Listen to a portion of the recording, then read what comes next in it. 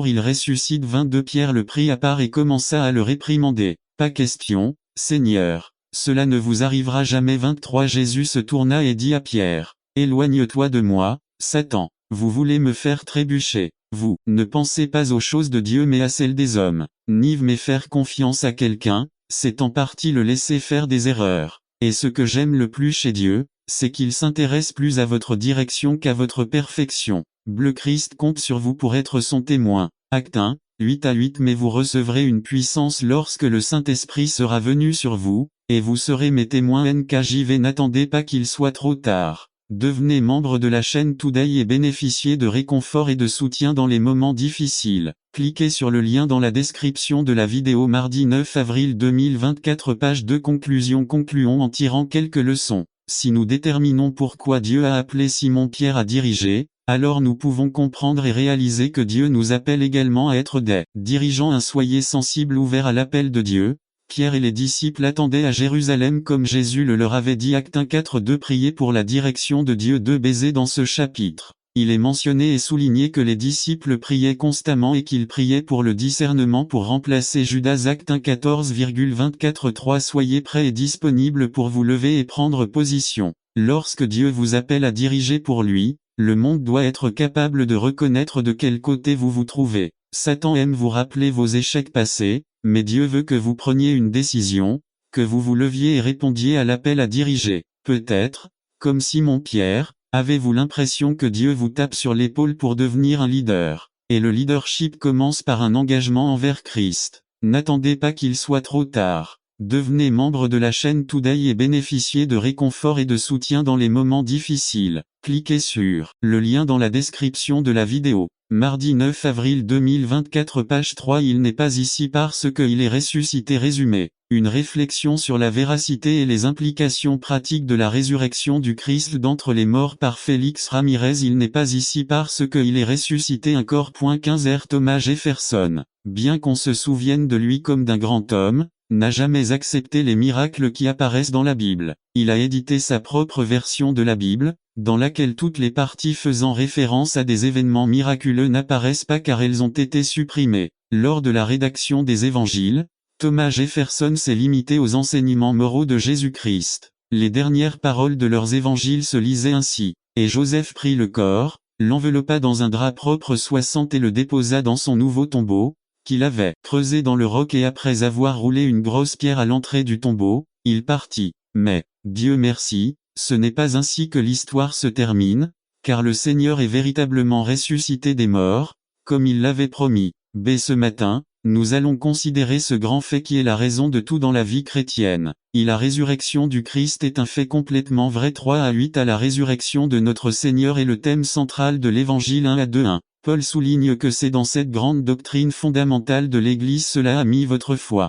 C'est sur cette doctrine que repose tout l'espoir du croyant. Grâce à ce fait, nous sommes sauvés d'eux. Nous voyons donc ici que la résurrection est un élément central du message qui doit être prêché à tous, pour la foi et la repentance. Ce n'est pas une annexe après la mort du Seigneur. En d'autres termes, Paul dit que l'Évangile est incomplet s'il n'inclut pas la résurrection du Seigneur. Bien souvent, lorsque nous partageons Jésus-Christ, nous nous concentrons uniquement sur la mort et perdons de vue le fait que sa résurrection est un élément fondamental du message de l'Évangile. Mais il ne faut pas s'arrêter là, il faut souligner avec plus d'enthousiasme que Jésus n'est pas resté dans le tombeau. Et il faut croire cette vérité pour le salut. Si vous confessez de votre bouche que Jésus est Seigneur et croyez dans votre cœur que Dieu l'a ressuscité des morts, vous serez sauvés. 3. Au cours de cette semaine sainte, nous avons eu l'occasion de réfléchir sur les souffrances du Christ. Mais aujourd'hui, toute cette réflexion se termine par la plus grande célébration dont puisse jouir la foi chrétienne.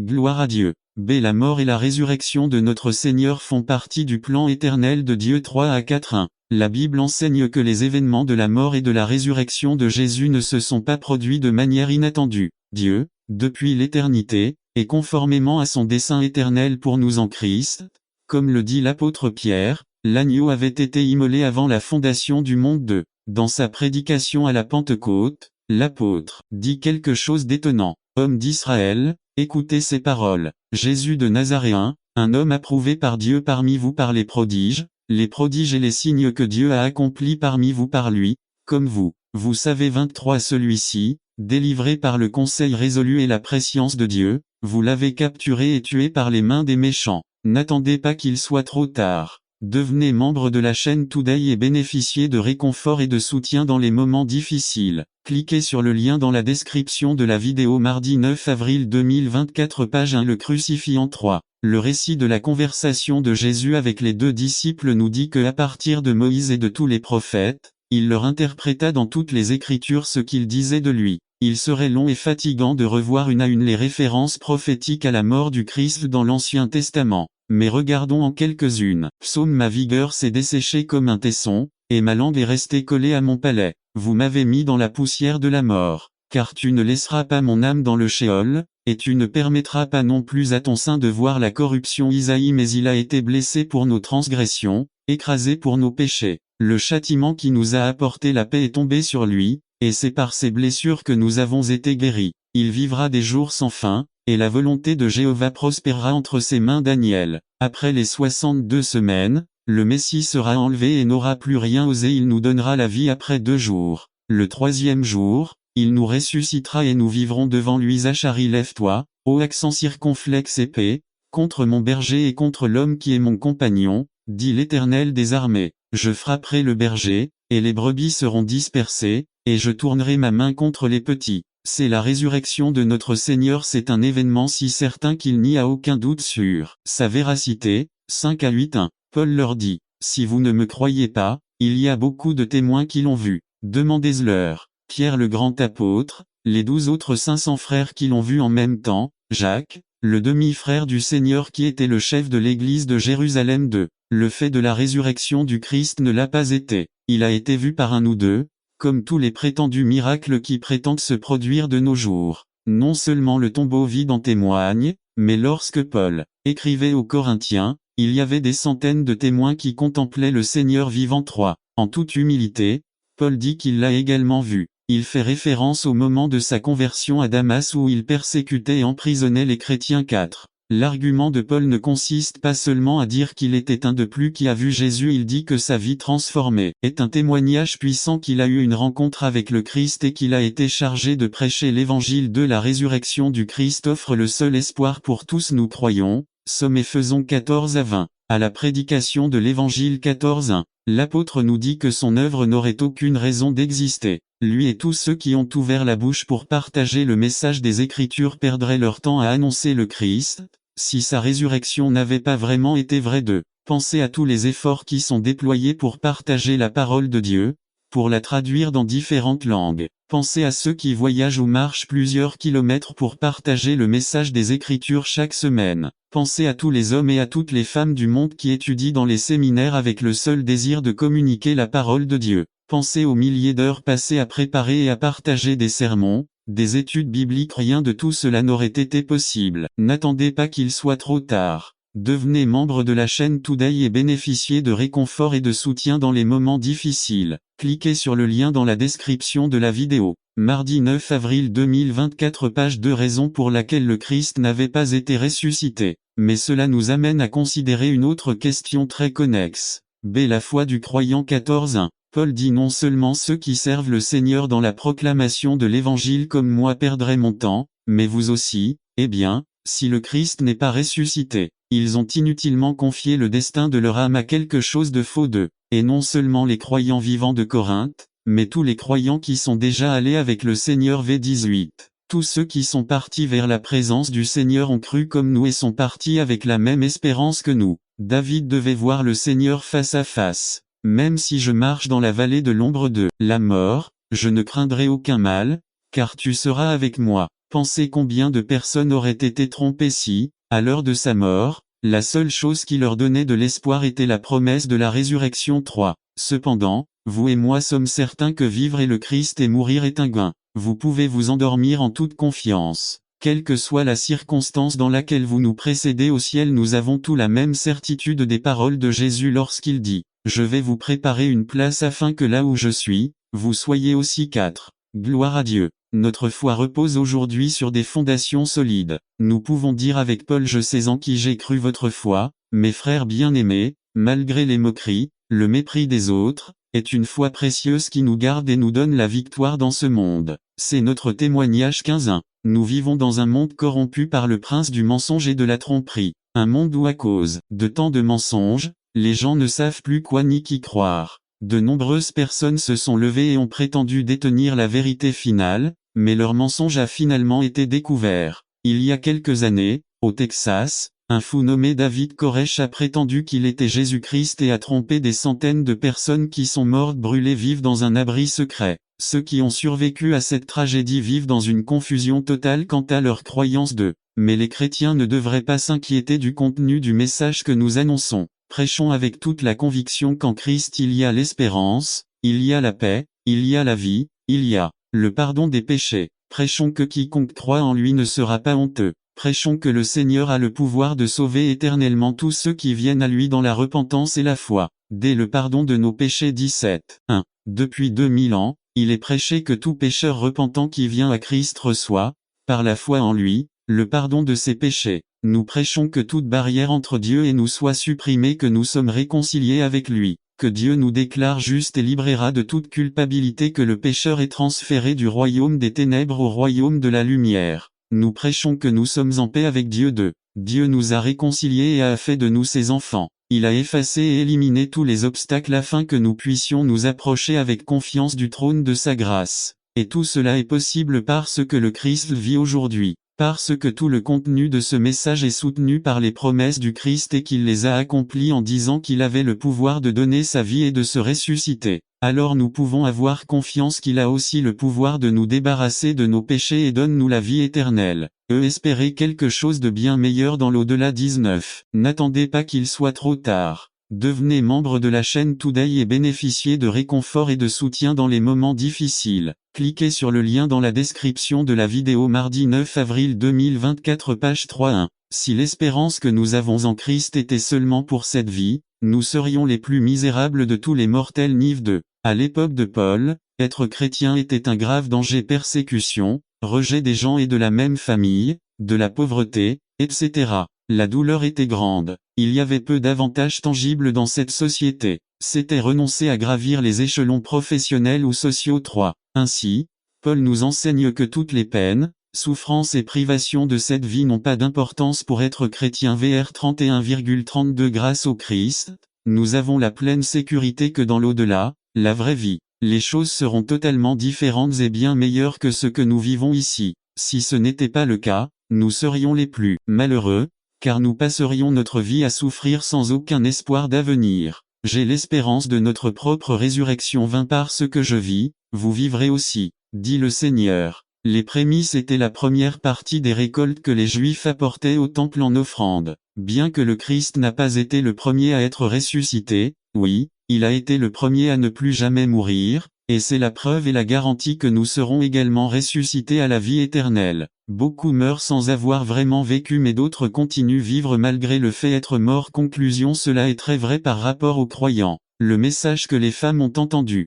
il n'est pas là, parce qu'il est ressuscité. C'est un message de confiance pour nos convictions fermes et constants. C'est un message pour ne pas baisser la garde, grandir toujours. C'est un message d'exhortation à servir le Seigneur dans l'œuvre du Seigneur. C'est un message qui donne du sens à notre vie quotidienne, sachant que votre travail dans le Seigneur n'est pas vain. N'attendez pas qu'il soit trop tard. Devenez membre de la chaîne Today et bénéficiez de réconfort et de soutien dans les moments difficiles. Cliquez sur le lien dans la description de la vidéo. Mardi 9 avril 2024 page 4. Ce qui plaît à Dieu résumé. Principe de base pour plaire à Dieu par Félix Ramirez. Ce qui plaît à Dieu. Michée 6, 6 à 9. 6. Avec quoi vais-je me présenter devant l'Éternel et adorer le Dieu très haut? Dois-je venir devant lui avec des holocaustes et des veaux d'un an? 7. L'Éternel se contentera-t-il de milliers de béliers ou de 10 000 ruisseaux d'huile? Dois-je donner mon premier-né pour ma rébellion, le fruit de mes reins pour le péché de mon âme? 8. Au accent circonflexe homme, il t'a déclaré ce qui est bien, et ce que le Seigneur exige de toi: seulement pratiquer la justice, aimer la miséricorde et marcher humblement devant ton Dieu. 9. La voix du Seigneur crie vers la ville. Il est sage de craindre votre nom.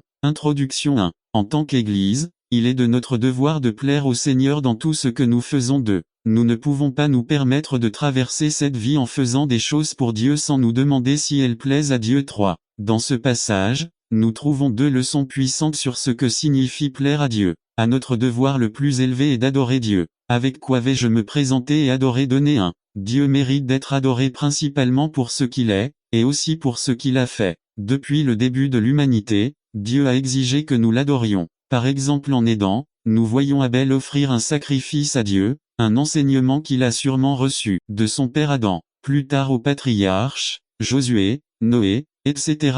Dans le livre du Lévitique, Dieu a dicté une série d'offrandes et de sacrifices que les Israélites devaient offrir à Dieu pour leurs péchés. Les sacrifices mentionnés ici, à l'exception du sacrifice du Fils, sont des offrandes qui étaient communément données à l'approche de la présence de Dieu au temple 3. Aujourd'hui, Dieu n'attend plus ce type d'offrande. Tout ce système de sacrifices et d'offrandes s'est parfaitement accompli en Christ et est donc aboli. Cependant, il existe un type de sacrifice que Dieu attend de nous maintenant que nous vivons. Nouvelle Alliance. Hébreux 13:15-16. Offrons donc toujours à Dieu, par lui, un sacrifice de louange, c'est-à-dire le fruit de lèvres qui confesse son nom. 16. Et n'oubliez pas de faire le bien et de vous entraider, car Dieu aime de tels sacrifices. 4. Le principe est le même. Adorer, c'est lui offrir ce qu'il exige de nous. B. Pour adorer Dieu, vous devez le faire avec un cœur droit. Il vous a révélé ce qui est bien et ce qu'il vous demande: justice, miséricorde, humilité. 1. Mais pas tous les actes d'adoration est accepté par Dieu. Comme Abel, Caïn a également proposé une phrase: n'attendez pas qu'il soit trop tard. Devenez membre de la chaîne Today et bénéficiez de réconfort et de soutien dans les moments difficiles. Cliquez sur le lien dans la description de la vidéo. Mardi 9 avril 2024, page 1. Offrande à Dieu, mais elle a été rejetée. Les 2 fils d'un prêtre moururent foudroyés pour avoir offert à Dieu un feu étranger. Lévitique 10 dit: Nadab et Abihu, fils d'Aaron, prirent chacun leur encensoir, y mirent du feu, y versèrent de l'encens, et offrirent devant l'Éternel un feu étranger, qu'il ne leur avait jamais commandé. 2. Alors un feu sortit de devant l'Éternel et les brûla, et ils moururent devant l'Éternel. 3. Alors Moïse dit à Aaron: voici ce que déclara l'Éternel lorsqu'il dit: en ceux qui viennent à moi, je me sanctifierai et il sera glorifié devant tout le peuple. Et Aaron se tut. 2. Cela nous enseigne une terrible leçon. Il est dangereux de s'approcher de Dieu selon nos propres conditions. Il est très risqué de tenter de s'approcher de Dieu sans tenir compte de ce qu'il a établi. Beaucoup pensent que l'adoration est une faveur que nous rendons à Dieu pour qu'il ne se sente pas déprimé et qu'il devrait être reconnaissant pour ce que nous faisons pour lui.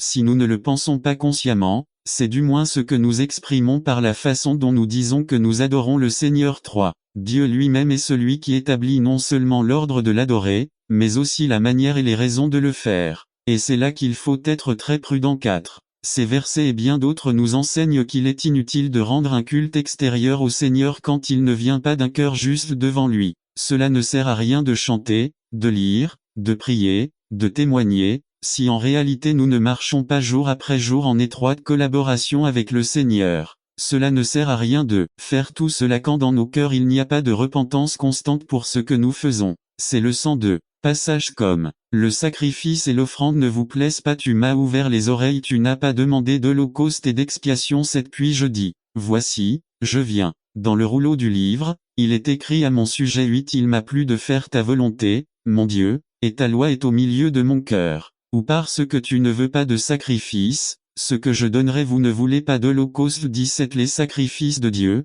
c'est l'esprit brisé. Tu ne mépriseras pas un cœur contrit et humilié. Au accent circonflexe. Dieu. 5. Alors, que demande le Seigneur? Précisément, ce verset répond à cette question à justice. Dieu attend de nous que nous agissions toujours équitablement dans nos relations quotidiennes avec les gens. Nous devons agir de manière à bien traiter les gens qui nous entourent. Ne cherchons jamais notre propre bien avant celui du prochain. Au travail, dans les jeux, dans les affaires, même dans nos exigences. Dans chaque contact personnel, nos paroles et nos émotions doivent démontrer un traitement respectueux et équitable. B. Miséricorde. Il y a des moments où être juste ne suffit pas. Par exemple, les filles lorsqu'on leur donne quelque chose à distribuer, une boisson gazeuse, du pain, etc. Par nature, nous sommes égoïstes et c'est pourquoi nous recherchons toujours notre bien-être, parfois aux dépens des autres. L'égoïsme nous empêche de voir les besoins des autres. Pratiquer la miséricorde est donc une excellente occasion de contrecarrer cet égoïsme qui caractérise les relations entre les gens. Je crois que dans un monde très égoïste, en plus de pratiquer la justice, nous devons aimer et faire preuve de miséricorde. Être juste, c'est marcher 1 kilomètre. Être miséricordieux, c'est marcher un de plus. Je crois que lorsque nous sommes justes, nous avons à peine compris la moitié de ce que Dieu nous demande. C'est lorsque nous allons au-delà et pratiquons la justice que nous commençons à nous conformer au caractère de Christ. C'est modestie. Les deux caractéristiques précédentes soulignent notre responsabilité envers nos voisins, mais cela nous renvoie à la dimension verticale notre relation avec Dieu. Et pour agir avec justice et miséricorde, il est obligatoire de vivre dans l'humilité et la stricte soumission au Seigneur. Dieu donne la grâce aux humbles. Comment pouvons-nous agir avec miséricorde envers les autres si nous ne comprenons pas d'abord la miséricorde que Dieu nous a manifestée en nous appelant au salut? Comment pouvons-nous agir équitablement? N'attendez pas qu'il soit trop tard. Devenez membre de la chaîne Today et bénéficiez de réconfort et de soutien dans les moments difficiles. Cliquez sur le lien dans la description de la vidéo mardi 9 avril 2024 page 2. Envers les autres, si d'abord nous ne comprenons pas la justice avec laquelle Dieu nous regarde parce que nous sommes en Christ, vivre humblement, c'est vivre chaque jour en reconnaissant l'autorité de Dieu dans tout ce que je fais, pense et dis. C'est me mettre à ses ordres et lui obéir de tout mon cœur. Conclusion 1. Adorer Dieu est la plus grande chose que nous puissions faire dans cette vie. Il est sage de craindre votre nom. C'est par la foi qu'Hénoch fut transporté pour ne pas voir la mort, et il ne fut pas retrouvé, parce que Dieu l'avait transporté et avant d'être traduit, il avait le témoignage qu'il plaisait à Dieu de tout ce que nous faisons dans cette vie doit disparaître. Mais il y a quelque chose qui en vaut vraiment la peine, toujours plaire à Dieu. N'attendez pas qu'il soit trop tard. Devenez membre de la chaîne Today et bénéficiez de réconfort et de soutien dans les moments difficiles. Cliquez sur le lien dans la description de la vidéo. Mardi 9 avril 2024 page 3 Troubin résumé. Comment vivre vraiment riche aux yeux de Dieu. Par Félix Ramirez Troubin 1 Timothée 6, 6 à 11 Introduction à quelqu'un a dit que les 4 ennemis du pasteur sont la renommée, le pouvoir, le lit paresse, la dame sexe et la laine argent. B. Sans aucun doute, l'une des difficultés auxquelles le serviteur de Dieu est confronté dans son ministère est la question des finances personnelles, et nous pouvons l'observer sous deux angles. D'un côté, la grande majorité, il y a des pasteurs qui rencontrent des difficultés parce qu'ils n'ont pas assez d'argent. Je crois qu'il y a peu de pasteurs qui ne vivent pas constamment soucieux de couvrir les dépenses nécessaires pour entretenir décemment la famille. Mais il y a aussi ces pasteurs qui, même si leurs besoins fondamentaux sont largement couverts, aspirent à en avoir toujours plus. Cette double dynamique présente un défi et une tentation pour le serviteur de Dieu, appelé à vivre l'Évangile. Les deux groupes de pasteurs confrontés à l'attrait de l'argent sont la proie de cette qualité de manque d'ambition pour des gains malhonnêtes. Le désir d'argent n'est donc pas exclusif à ceux qui ont peu, il concerne aussi ceux qui vivent confortablement. Le problème de l'amour de l'argent est un problème qui touche tous les types de cœurs. Soyons honnêtes. Aucun enfant ne reçoit du pain et ne pleure. Aucun de nous ne verrait d'inconvénient à quelques pesos supplémentaires. L'appel de l'argent est séduisant et nous sommes des proies faciles. Cependant, notre Dieu veut empêcher ses enfants de devenir la proie de la séduction et nous offre le chemin pour surmonter cette tentation qui fait tant de dégâts à l'œuvre. C'est le contexte du passage que je veux considérer avec vous. Dans les versets précédents, Paul décrit le caractère de pseudo-bergers qui faisaient de la piété ou de la vie chrétienne leur source de profit. Le VR dit 5 qu'il s'agissait d'hommes à l'esprit corrompu et privés de la vérité, qui ont la piété pour source de gain. Paul voulait avertir le jeune pasteur Timothée de se garder de ces mauvais exemples et de lui apprendre à vivre selon Dieu. Et honnêtement, nos journées ne sont pas différentes de celles de Paul. Aujourd'hui, il est aussi possible de trouver dans la piété une énorme source de profit très juteux: accessoires, best-sellers, musique, vêtements, autocollants, cartes, mouchoirs, huile bénie, eau du Jourdain, croisière, etc. etc. Ici au chapitre 6 du premier. L'apôtre Timothée nous appelle à affronter la tentation de l'ambition, nous enseignant quelques principes d'action qui peuvent nous aider à la surmonter.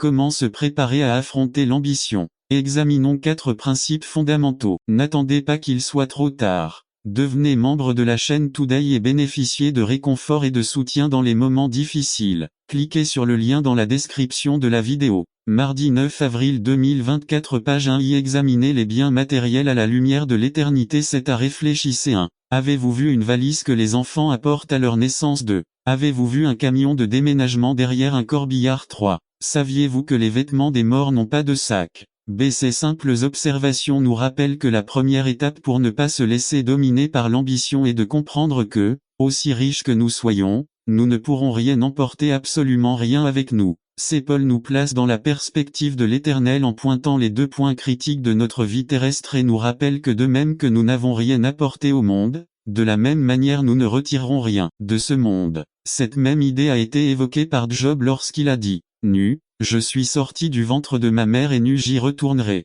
Une étape décisive pour vaincre l'ambition matérialiste consiste à placer les biens matériels dans la bonne perspective, l'éternité, parce que nous avons été créés pour y vivre. Une vision des choses en contraste avec l'éternité nous aidera non pas à les éviter complètement, mais à ne pas y mettre notre espoir et notre joie. Des pas de puce dans le téléphone portable le plus sophistiqué, ni de pièces de moteur dans la voiture de sport la plus chère. Nous ne pourrons même pas emporter avec nous la clé du manoir le plus luxueux après la mort. C'est dans l'éternité que les positions sociales et économiques se stabilisent. Là-bas, personne n'a plus de bien que quiconque. De plus, il n'y a aucun bien matériel. Après tout, dans l'éternité, vous n'aurez qu'une seule chose: votre âme, votre cœur, votre relation avec Dieu. C'est pourquoi Paul nous enseigne le principe suivant de vivre simplement. 8. Nous vivons à une époque de grand progrès dans tous les domaines de la vie humaine, dans laquelle nous sommes impitoyablement bombardés par une avalanche d'options pour rendre notre vie plus facile, plus agréable,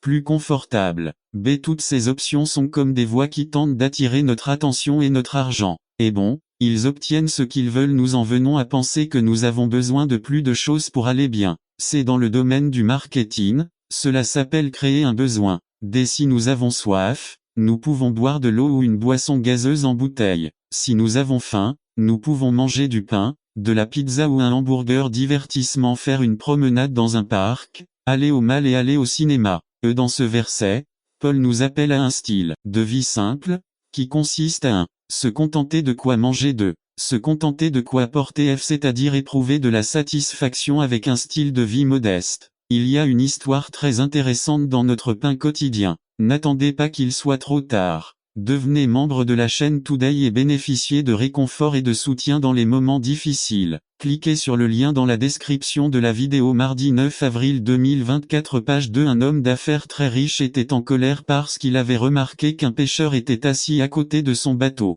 Il lui a demandé: pourquoi tu ne pêches pas? Le pêcheur lui dit: parce que j'ai déjà attrapé assez de poissons pour aujourd'hui. L'homme riche lui demanda: pourquoi n'attrapes-tu pas plus que ce dont tu as besoin et ne vends-tu pas le reste? Le pêcheur répondit: et pourquoi? Eh bien, vous pourriez gagner assez d'argent pour acheter un plus gros bateau afin de pouvoir aller plus loin et pêcher plus de poissons. Ensuite, avec les bénéfices, vous pourriez acheter des filets plus solides, attraper encore plus de poissons et gagner plus d'argent. Bientôt, tu pourras avoir une flotte de bateaux et être riche comme moi. Le pêcheur continuait à s'allonger à côté de son bateau. Et tout ça pourquoi? Le millionnaire a répondu: eh bien, vous pourriez être assis à profiter pleinement de la vie. Le pêcheur lui dit: et que crois-tu que je fais précisément maintenant? Quelle belle attitude! Combien de troubles et de malheurs nous pourrions nous épargner si nous apprenions à apprécier ce que nous avons déjà. J'ai regardé, les plaisirs les plus épanouissants que Dieu nous donne se trouvent à 2 endroits dans la nature et dans les relations amoureuses avec les gens. Qui n'a pas été émerveillé par la mer imposante? Qui n'a pas été enchanté par un coucher ou un lever de soleil sur la plage? Combien d'entre vous n'ont pas ressenti le sentiment du câlin de leurs parents ou d'un ami dans des moments difficiles? Échangeriez-vous un dîner de Noël avec toute votre famille contre un super ordinateur? Au lieu de l'augmenter, la poursuite des choses matérielles diminue considérablement notre capacité à jouir de ces plaisirs simples et profonds. Ne pas vivre dans le contentement nous met en grave danger. Considérez les risques graves de l'ambition. 9,10 Paul dit qu'une ambition malhonnête peut même devenir la cause de la destruction de la vie. C'est parce que l'ambition est comme un toboggan. Nous pouvons tomber dans la tentation. Sgo. Il dit que chacun est tenté lorsqu'il est attiré et séduit par sa propre concupiscence, c'est-à-dire ses propres désirs. B. Nous pouvons tomber dans le piège du désir. Notre cœur est insatiable. Nous ne sommes jamais satisfaits. Au début, lorsque nous acquérons un bien matériel, nous éprouvons un sentiment de satisfaction, nous l'apprécions, nous l'adorons. Mais c'est temporaire. C'est Ilstrkn. Mon cadeau de Noël, une poussette. J'y jouais toute la journée, avant de m'endormir et après m'être levé, J'allais plutôt le regarder. Ma mère dit que la nouveauté a duré environ 2 semaines. La pauvre charrette perdit son effet attractif. Dès que la nouveauté s'estompe, on s'ennuie et on veut quelque chose de plus. Jean Calvin disait que le cœur de l'homme est une fabrique d'idoles. Nous ne nous contentons jamais des choses de cette vie. Nous pouvons nous éloigner de la foi. C'est le principal danger. Notre envie d'en avoir toujours plus. N'attendez pas qu'il soit trop tard. Devenez membre de la chaîne Today et bénéficiez de réconfort et de soutien dans les moments difficiles. Cliquez sur le lien dans la description de la vidéo. Mardi 9 avril 2024 page 3. Cela nous éloigne de la recherche des choses d'en haut, cela nous éloigne de la recherche du royaume de Dieu, de sa justice et de l'accomplissement de sa volonté. Nous sommes comme des moutons, nous nous égarons facilement. Finalement, nous pouvons tomber dans une souffrance constante et très douloureuse. Combien de personnes qui, dans leur désir d'obtenir plus, ont perdu le peu qu'elles possédaient. Paul exhorte Timothée, fuyez ces choses, mais cela vous laisse avec un dernier principe IV. Recherchez le vrai gain. 11 Je ne veux pas donner l'impression qu'une personne qui éprouve du contentement est une personne qui ne se soucie plus de grandir ou de se développer en tant que personne et en tant qu'enfant de Dieu. Ce n'est pas à propos de ça. Une attitude de contentement qui découle de la paresse et le conformisme. Lorsque nous sommes satisfaits, nous faisons de notre mieux et sommes convaincus que Dieu nous utilisera de la manière qu'il jugera sage. Notre contentement vient du fait de nous reposer dans le Seigneur et non de ne rien faire. C'est étrange. Lorsqu'il s'agit des choses matérielles de cette vie, nous ne semblons jamais atteindre un point de contentement. Mais lorsqu'il s'agit de notre vie spirituelle, nous sommes coupables d'être conformistes. C'est pourquoi Paul dit à Timothée que le meilleur gain est de chercher à développer le caractère de Christ, justice, piété, foi, amour, patience, douceur. Recherchez d'abord ces choses. Faisons ces deux choses, développer le contentement et combattre le conformisme. Conclusion à la publicité de Mastercard Pizza, $1200 location de table et chaises, 150 gâteaux, 400. Profitez de votre anniversaire avec vos amis, cela n'a pas de prix. Il y a des choses dans la vie que l'argent ne peut pas acheter. Pour tout le reste il y a le contentement et la piété. Regardez l'éternité, vivez simplement, soyez vigilants et recherchez la piété. Cela constitue un homme ou une femme de Dieu. N'attendez pas qu'il soit trop tard. Devenez membre de la chaîne Today et bénéficiez de réconfort et de soutien dans les moments difficiles. Cliquez sur le lien dans la description de la vidéo. Mardi 9 avril 2024 page 4 Serviteur des nécessistes résumé. Notre devoir en tant que chrétiens consiste également à subvenir aux besoins spirituels et matériels de ceux qui en ont le plus besoin. Par Félix Ramirez appelé à servir les nécessistes Matthieu 25 31 à 46 Introduction.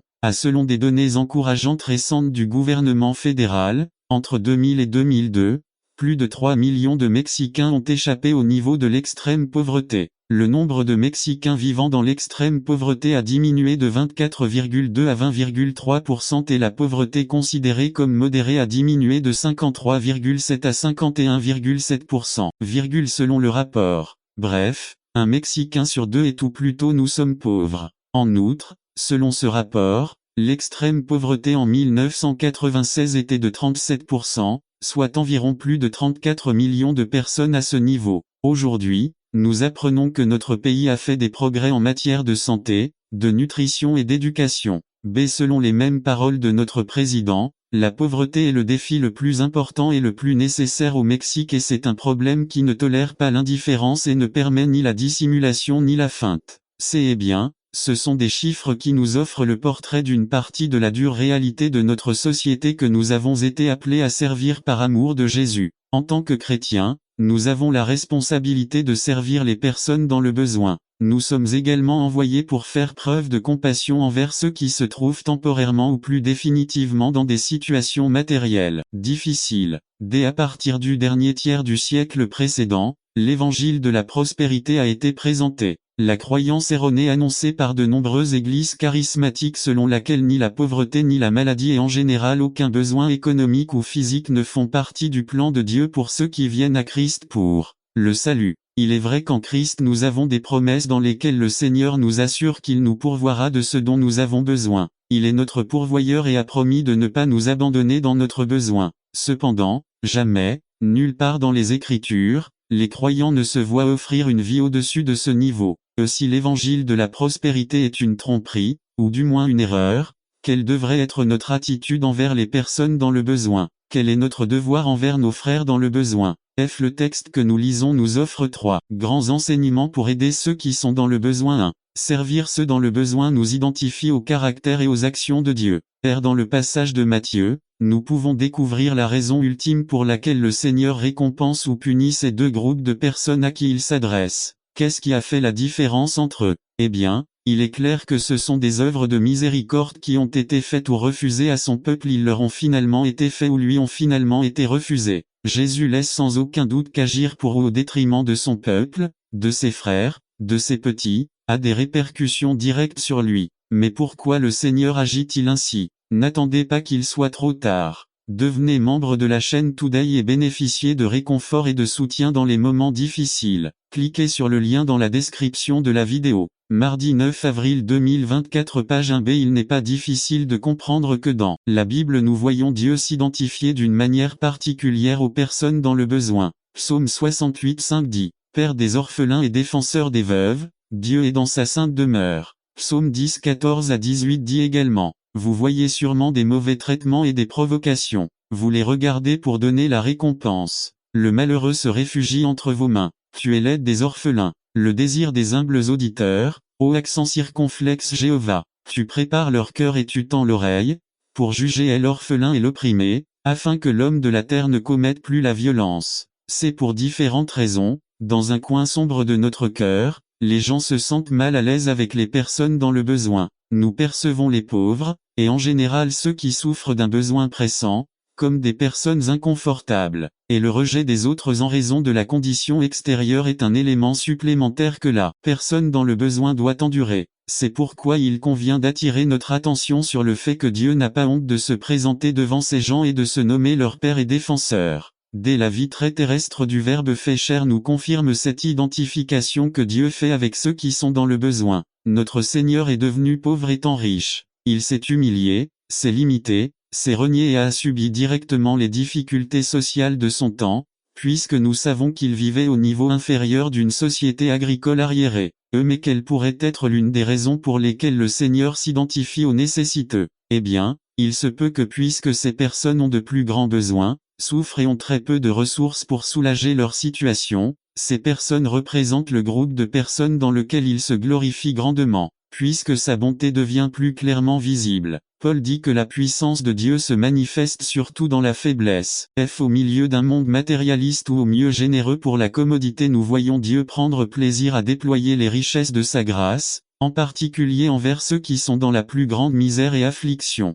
Et c'est ce que Dieu veut que nous fassions, l'imiter en étant généreux et en faisant preuve de compassion envers ceux qui sont dans le besoin. En faisant preuve de compassion envers un frère dans le besoin, nous imitons le Christ, nous l'imitons dans son amour vrai et réel pour ceux qui sont dans le besoin. Nous démontrons l'Évangile lui-même, car c'est exactement ce que Dieu a fait pour nous lorsque Christ est mort pour nous, pécheurs condamnés à la perdition éternelle. De servir ceux dans le besoin démontre une foi vivante qui se traduit en œuvre de justice. Examinons de plus près un détail important du passage. Comment le Seigneur a-t-il attribué une récompense éternelle ou un châtiment éternel aux personnes qui se tiennent devant lui pour être jugées? VR 35,36 42,43. Le texte nous dit que c'est parce qu'il avait réalisé les actions suivantes en faveur des personnes dans le besoin: nourrir les affamés, donner à boire à ceux qui ont soif, vêtir ceux qui sont nus, héberger l'étranger et visiter les prisonniers et les malades. Ce sont des actions concrètes,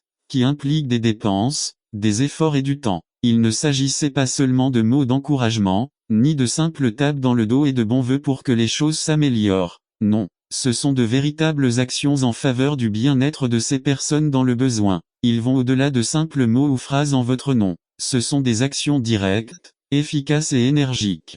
Mais alors, nous sommes confrontés à un problème. Ce passage signifie-t-il que l'on peut être sauvé en faisant de bonnes œuvres pour les autres? Il est très clair pour nous que le salut que reçoit le pécheur ne dépend pas d'œuvres méritoires. Le salut vient par la grâce seule, par la foi en Jésus-Christ. Alors, n'attendez pas qu'il soit trop tard. Devenez membre de la chaîne Today et bénéficiez de réconfort et de soutien dans les moments difficiles. Cliquez sur le lien dans la description de la vidéo. Mardi 9 avril 2024 page 2. Comment peut-on concilier cette situation? Est-il possible d'être sauvé en faisant des œuvres de charité? Pour répondre correctement, nous devons regarder plus en détail ce que Dieu nous a révélé dans sa parole. Un passage extrêmement utile pour résoudre cette énigme est Jacques 2, 14 à 17. L'apôtre demande: Mes frères, quel avantage y aura-t-il si quelqu'un dit qu'il a la foi mais qu'il n'a pas les œuvres? La foi peut-elle le sauver? 15 Et si un frère ou une sœur est nu et a besoin de nourriture quotidienne, 16 Et que l'un de vous lui dit: Allez en paix, soyez réchauffés et rassasiés, mais vous ne leur donnez pas les choses nécessaires au corps, à quoi ça sert? 17 De même, la foi, si elle n'a pas d'œuvre, est morte en elle-même. À la lumière de toute révélation biblique, nous savons que ces personnes ne seront pas sauvées simplement parce qu'elles ont accompli ces œuvres pour des personnes dans le besoin. Au contraire, ces actes de bonté et de compassion que Dieu récompense sont nés d'un cœur gouverné par le désir d'obéir aux commandements de Dieu, car c'est l'essence d'une foi vivante. Ne perdons pas de vue le fait que quelques versets plus tôt, Jacques mentionnait que la vraie religion, la pratique de la piété d'une manière pure, est également associée au service des saints dans leurs besoins. 1,27. Ainsi, en servant ceux qui sont dans le besoin, nous avons une formidable opportunité d'exprimer notre foi au Seigneur, une foi qui est censée produire davantage de fruits dans son récit devant Dieu. Dieu nous offre un large éventail de postes vacants au service de ceux qui sont dans le besoin, qui inclut non seulement donner des choses matérielles, mais aussi visiter les malades et prier pour eux, aller en prison, loger les frères qui en ont besoin, aller chercher frères qui ne peuvent pas aller à l'église, partager des vêtements et d'autres biens avec ceux qui n'en ont pas, et plusieurs autres idées qui peuvent être d'une grande aide pour les personnes dans le besoin. Et même si nous nous considérons nous-mêmes comme des nécessiteux, nous sommes également appelés à subvenir à leurs besoins matériellement, même si cela est minime. Paul nous rappelle que les églises macédoniennes ont su donner généreusement, au milieu de leur grande pauvreté, à leurs frères pauvres de Jérusalem. Imitons la foi de la pauvre veuve qui a donné au Seigneur tout ce qu'elle avait, même si mathématiquement ce n'était presque rien. Il est toujours possible d'aider les autres uns. Servir les nécessiteux nous identifie au caractère et aux actions de Dieu. Servir les nécessiteux démontre une foi vivante traduite en œuvre de miséricorde envers les autres. Enfin, 3. Servir ceux dans le besoin devrait nous conduire à rechercher plus intentionnellement les valeurs éternelles et spirituelles du royaume de Dieu. À la lecture et l'apprentissage des statistiques actuelles concernant la pauvreté, la maladie, la criminalité et tous les autres maux sociaux devraient nous amener tous et pas seulement les dirigeants chrétiens à nous détourner de notre quête pécheresse du confort de cette vie. En d'autres termes, nous devons nous éloigner des symboles de richesse matérielle que nous aspirons si souvent à obtenir et qui nous détournent de notre vocation à vivre en pèlerin et en étranger sur cette terre. Ce que je veux dire, c'est que plus nous prenons au sérieux la situation perdue et désespérée du monde, plus nous devrions nous sentir mal à l'aise face à la tentative effrénée de notre société de ne pas attendre qu'il soit trop tard. Devenez membre de la chaîne Today et bénéficiez de réconfort et de soutien dans les moments difficiles. Cliquez sur le lien dans la description de la vidéo. Mardi 9 avril 2024, page 3. Atteindre le luxe, le confort, l'ostentation, surtout à des moments particuliers comme Noël, par exemple. Toutes ces tentatives pour aimer davantage les choses de cette vie, y compris des millions et des millions de frères et sœurs dans des pays moins développés, nous éloignent de ceux qui sont dans le besoin. Cependant, je ne veux pas que vous concluiez que je crois naïvement que la solution pour pauvreté il s'agit de se débarrasser de nos voitures, de nos réfrigérateurs et de nos ordinateurs, de prendre le bus et de vivre avec un régime composé de haricots et de riz. La solution n'est pas de faire vœu de pauvreté, ni de tourner le dos au progrès de la technologie moderne. En fait, je crois fermement que nous devons utiliser ces choses avec un grand cœur envers nos voisins et avec beaucoup de discernement en faveur de ceux qui ont moins. Mais je crois que si nous passions un an dans une ville pauvre de notre état ou au Chiapas, au Oaxaca, dans une ville d'Inde, à Cuba ou dans un pays d'Afrique, cela changerait profondément notre façon de voir et de apprécier le luxe dont nous jouissons parmi nous. En tant que croyants, nous devons rester attentifs à ces réalités afin de ne pas nous laisser engourdir par le peu d'abondance et de prospérité dont beaucoup d'entre nous jouissent dans notre pays. Servir les nécessiteux devrait nous pousser à la grande tâche de rechercher le royaume de Dieu et sa justice, de regarder vers les choses d'en haut, d'amasser des trésors dans le ciel, d'accumuler l'énorme gain que constitue une vie de piété accompagnée de contentement. Servir ceux qui sont dans le besoin nous rappelle constamment que nous n'avons rien apporté dans ce monde et que nous ne pouvons certainement rien en retirer. Par conséquent, Si nous avons de la nourriture et un abri, vivons dans le contentement et dans la gratitude envers Dieu pour ce qu'il nous fournit. Conclusion. En résumé, servir les nécessiteux nous identifie au caractère et aux actions de Dieu. Servir les nécessiteux démontre une foi vivante qui se traduit par des œuvres de miséricorde envers les autres. Servir les nécessiteux devrait nous conduire à une recherche plus intentionnelle des valeurs éternelles et spirituelles du royaume de Dieu. Jésus nous le rappelle dans